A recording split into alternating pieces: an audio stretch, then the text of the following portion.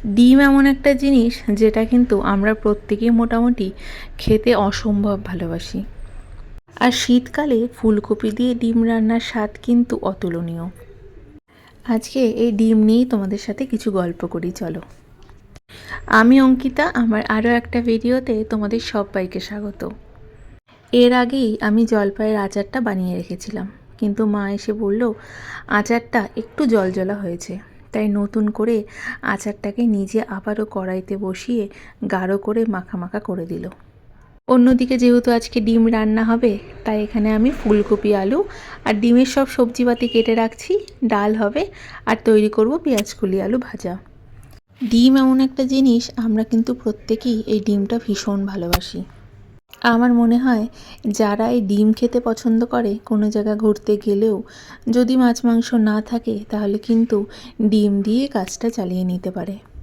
আমার মা ডিম খেতে ভীষণ পছন্দ করে, জানো, এতটাই পছন্দ করে ডিম খেতে আমার মা, ডিম যদি রান্না হয় বাড়িতে, মার নাকি খুব তাড়াতাড়ি খিদেটা পেয়ে যায়। ঠিক আমার আর কর্তামশাইয়েরও একই অবস্থা। মাকে আজকে আমি বললাম আমি ফুলকপি আলু দিয়ে ডিমটা রান্না করব। আর আজকে একটা স্পেশাল জিনিস কি জানো, আজকে বাড়িতে তৈরি হচ্ছে হাঁসের ডিমের কষা। আর আমি যেহেতু হাঁসের ডিম খাই না, তাই আমার জন্য পোলট্রির ডিম হবে। আমার মা, আমার কর্তামশাই, আমার দাদারা ভীষণ পছন্দ করে জানো হাঁসের ডিম খেতে। আর আমার কর্তামশাই যেহেতু পছন্দ করে হাঁসের ডিম খেতে, মা যখন এই বাড়িতে এসেছিল না, কর্তামশাইয়ের জন্য বেশ অনেকগুলো হাঁসের ডিম এনেছিল। সেটাই অল্প অল্প করে তাকে বানিয়ে দেওয়া হচ্ছে। অন্যদিকে ডিমটা সেদ্ধ করতে বসিয়েছি, ততক্ষণে একটু রুটি বানিয়ে আমি আর মা খেয়ে নিচ্ছি সকালের জলখাবারটা। আসলে আগের দিন রাত্রেবেলা কর্তামশাই এই সবজিটা বানিয়েছে আমাদের জন্য, দুর্দান্ত হয়েছিল খেতে যেন, ফুলকপি আলু দিয়ে। সেটাই আজকে মা আর আমি মিলে খেলাম রুটি দিয়ে, আর 1 কাপ চা নিয়েছিলাম। আমি না হাঁসের ডিম খেতে একদম ভালোবাসি না জানো, বলতে পারো আমি খেতেই পারি না। আমার না হাঁসের ডিম খেলে সে কুসুমের মধ্যে একটা কেমন গন্ধ লাগে। কুসুমটা একদমই খেতে পারি না, কিন্তু হাঁসের ডিমের সাদাটা খেলে কোনো প্রবলেম হয় না আমার। আর দেখো হাঁসের ডিমেরই এত স্বাদ, সেটা সবাই জানে, হাঁসের ডিমের স্বাদের কোনো তুলনা হয় না। কিন্তু আমি একটা মানুষ যে একদম হাঁসের ডিম খেতে পারি না জানো। এই বাদবাকি দুজনের জন্য হাঁসের ডিম হলেও আমার জন্য কিন্তু পোলট্রির ডিমই হচ্ছে। নুন হলুদ দিয়েছিলাম সর্ষের তেলে, ডিমটাকে ভালো মতন একটু ভেজে তুলে রেখে দিব। আমার কর্তামশাই আবার বেশি ভাজা ডিম খেতে পছন্দ করে না, তাই তারটা সামান্য ভেজে তুলে রেখে দিয়ে আমাদেরগুলো একটু কড়া করে ভেজে তুলে নিচ্ছি। আর এই শীতকালে যদি ফুলকপি দিয়ে হাঁসের ডিম বা মুরগির ডিম না খেয়ে থাকি, তাহলে কিন্তু শীতকালটা একদম অসম্পূর্ণ থেকে যায়, বলো। ডিমটা ভেজে তুলে নিয়েছি, ফুলকপিগুলো বেশ বড় বড় করে কেটেছিলাম। হালকা একটু নুন হলুদ দিয়ে ভালো মতন ভেজে তুলে রেখে দেবো। আমার মা যেহেতু ডিমের জন্য পাগল, আমার মাকে অন্য কোনো খাবার খেতে দাও অতটা তৃপ্তি করে খাবে না যতটা ডিম মা তৃপ্তি করে খায়। মা না ডিম দারুণ সুন্দর বানায় জানো, একদম কষা কষা করে আর ঝাল ঝাল করে ডিমটা তৈরি করে, তো ভীষণ ভালো লাগে খেতে। কিন্তু আজকে মাকে আর আমি বললাম না যে ডিমটা তৈরি করতে, আমি মাকে তৈরি করে খাওয়াবো, দেখি মায়ের মতন হয় কি না। ফুলকপিটাকে নুন হলুদ দিয়ে ভেজে নিয়ে তেটাকেও তুলে রাখবো। আর যতই তেল দিই না কেন, ফুলকপি ভাজার সময় কিন্তু সমস্ত তেল একদম চুষে নেয়। আমি যেহেতু ডিমটা তৈরি করতে গেছি, অন্যদিকে মা পেঁয়াজকলিটা কেটে দিচ্ছে। মা একদম চাকু দিয়ে বা চপার বোর্ড দিয়ে কাটতে যেহেতু অভ্যস্ত নয়, তাই মা বটিই বের করে নিয়েছে। আর দেখো ফুলকপিটাও বেশ ভালো মতন ভাজা হয়ে গেছে, আর তেলটাও সম্পূর্ণ শুকিয়ে গেছে। এবার ফুলকপিটা তুলে নেব। এবার সামান্য একটু সাদা জিরে ফোড়ন দিয়ে আলুটাকে একদম ডুমো করে কেটে রেখেছিলাম, সেটাও ভেজে নেব। আমি একটু আলুগুলো বড় বড়ই দিয়েছি, যেহেতু ফুলকপিগুলো একটু বড় দিয়েছি তার জন্য। আমার বিয়ে যেহেতু শীতকালে হয়েছিল, তাই এই শীতকালের সময় আমার যে মেজোমাসির বাড়ি হলো রায়গঞ্জে, তাই সেখান থেকে মেজোমাসিরা এই হাঁসের ডিম, ঘি, তুলাই পাঞ্জি চাল এসব জিনিস নিয়ে এসেছিলো আমার বিয়ের পর। মোটামুটি ধরে নাও ওই 50 জনের মতো রান্নাবাড়ি হয়েছিল আমার বাড়িতে অষ্টমঙ্গলার দিন। শুধুমাত্র এই হাঁসের ডিম ফুলকপি দিয়ে পাতলা ঝোল হয়েছিল, মুসুর ডাল, তার সাথে একটা ভাজা ছিল, আর গরম গরম ছিল তুলাই পাঞ্জি চাল। আমার বাড়িতে খালি একজন না, বলতে পারো প্রত্যেকেই হাঁসের ডিমের জন্য পাগল, শুধুমাত্র আমি বাদ দিয়ে। একদম গরম গরম রান্নাটা হয়েছিল জানো। আর আমরা কোনো রকম কোনো পিকনিক করলে না বাইরে যেতে হয় না জানো। আমার বাড়িতেই, মানে আমার বাপের বাড়িতে বিরাট বড় উঠান আছে, আর সেখানে ইট দিয়ে মাটি গর্ত করে কাঠ দিয়ে সেই বড় কালো কড়াইতে রান্নাবাড়ি তৈরি করা হয়। আর ঠিক সেই রকমভাবে আমার অষ্টমঙ্গলাতে রান্না করা হয়েছিল। আমার বাপের বাড়িতে যেহেতু 30 জন মেম্বার, তারা তো সবাই ছিল, তার সাথে আমার 2 মাসি, তার পরিবার, আমার মামিরা আর আমার দাদারাও ছিল। সমস্ত লোকজন মিলে মোটামুটি ধরে নাও 50-60 জন হবে। দুবেলা আমরা জমিয়ে খাওয়া দাওয়া করেছি শুধুমাত্র হাঁসের ডিমের ঝোল দিয়ে। তাই এই ডিমের প্রতি আমাদের বাড়ির সবারই একটা দুর্বলতা কোথাও না কোথাও রয়ে গেছে। আলুটা ভালো মতো ভাজা হয়ে যাওয়ার পর মশলাটা দিয়েছিলাম, যেখানে পেঁয়াজ, আদা, রসুন, লঙ্কা, টমেটো ছিল। আর একটা টমেটো ছোট করে দিয়েছিলাম কেটে। সাইডে একটা ডিমের অমলেট করছি। আমার কর্তামশাই না এই ডিমের অমলেটও খেতে ভীষণ ভালোবাসে যেন। তার জন্য ভাবলাম ও অফিস থেকে এসে দেখে খুশি হয়ে যাবে যদি তাকে ডিমের অমলেট দিয়ে ভাত দিয়েছি দেখে। তাই একটা হাঁসের ডিমকে ভালো মতো অমলেটের মতো করে সেই ডিমগুলো যখন দেবো ঝোলের মধ্যে, তার মধ্যে এই হাঁসের ডিমের অমলেটটাও দিয়ে দেবো। আমার কর্তামশাই যখন অফিসে যায় প্রত্যেক দিন তাকে 2টো করে ডিম দিতে লাগে।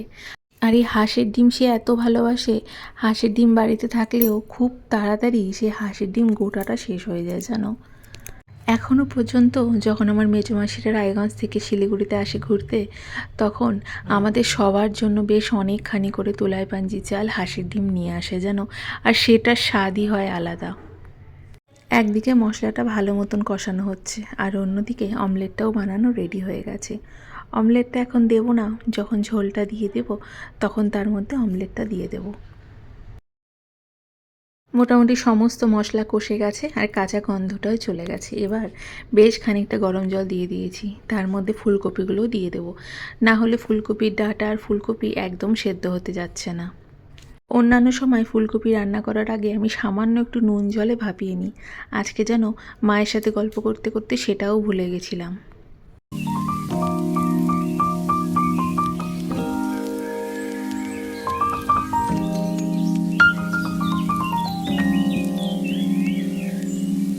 মোটামুটি দেখো সমস্ত ঝোল বেশ খানিকটা শুকিয়ে গেছে। এবার ভাজা ডিমগুলো দিয়ে বেশ খানিকটা পরিমাণে গরম মশলা, সামান্য চিনি আর সামান্য একটু ঘি দিয়ে নামিয়ে দেব। ভীষণ সুন্দর হয় খেতে, বিশ্বাস করো। আমি জানি না তোমরা কয়জন ফুলকপি দিয়ে হাঁসের ডিমের ঝোল খেতে ভালোবাসো বা পোলট্রির ডিমের ঝোল খেতে ভালোবাসো। যদি কোনোদিনও না খেয়ে থাকো, আমার কথা শুনে একবার ট্রাই করো শীতকালে, দেখো ভীষণ সুন্দর লাগে খেতে। মা আসার পর বাড়িতে একটু জিরে গুঁড়ো, ধনে গুঁড়ো আর সেই গরম মশলার এলাচ আর দারচিনি গুঁড়ো করে দিয়েছিল, সেইটাই দিয়েছি। আর বেশ খানিকটা ঘি দিয়ে সামান্য চিনি দিয়ে গরম গরম নামিয়েছিলাম। আমার মা একদম বসে থাকার মানুষ না জানো, বাড়িতেও তাই করে, এখানেও তাই। আমি যেহেতু রান্না করছি সেই ফাঁকে কোন সময় ছাদে এসে ছাদটা পরিষ্কার করতে শুরু করে দিয়েছে, তাই আমি ভীষণ চিৎকার চেঁচামেচি শুরু করলাম। আমিও রান্নাটা শেষ করে দিয়ে এসে মায়ের সাথে কাজে লেগে পড়লাম। এত বড় ছাদ না আমার একার পক্ষে পরিষ্কার করা একদমই সম্ভব হয় না জানো। আর মা দেখো 2 দিন ধরে টুকটুক করে এসে কি সুন্দর পরিষ্কারটা করে দিয়েছে গোটা ছাদ। আমিও সঙ্গে ছিলাম, তাই দুজন মিলেই পরিষ্কারটা করে দিয়েছি ছাদটাকে। আসলে আমাদের বাড়িতে এইসব করার লোক নেই তো, তাই আমার একার পক্ষে সত্যিই এগুলো হয়ে ওঠে না।